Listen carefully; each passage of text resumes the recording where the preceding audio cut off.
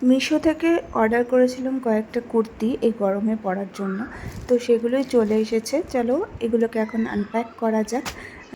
গরমে পরবো বলে আমি সব কটাই কটনের ওপরেই অর্ডার করেছিলাম।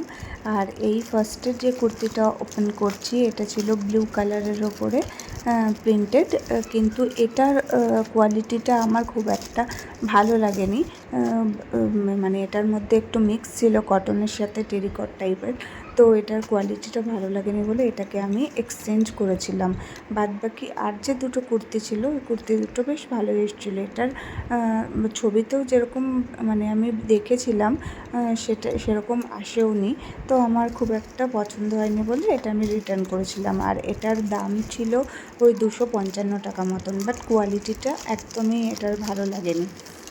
এবার নেক্সট কুর্তিটা, এটা ছিল গ্রিন কালারের ওপরে। এটার কোয়ালিটিটা ভালো ছিল, খুবই সফটের ওপরে, গরমে বেশ পরার মতনই। আর এগুলোর প্রাইস প্রত্যেক কটারই একদম পকেট ফ্রেন্ডলি। এটাও ওই রকম 200-250 টাকা মতনই নিয়েছিল।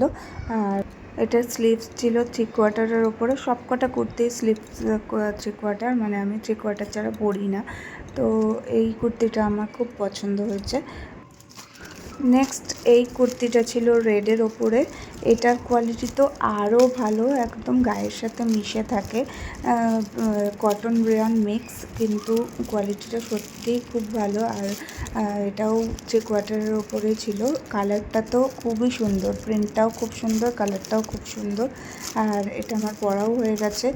তো আর এই কুর্তির প্যাটার্নটা আমার আরও ভালো লেগেছে, কারণ এটা শর্ট কলার ছিল আর স্লিভসটাও খুব সুন্দর ছিল। আর এটার প্রাইস ছিল ওই 270 টাকা মতন। আর এটা একবার ওয়াশের পর কোয়ালিটিটা আরও সফট হয়ে গেছিলো। তো এই ছিল আজকে আমার মিশো থেকে করা শপিং।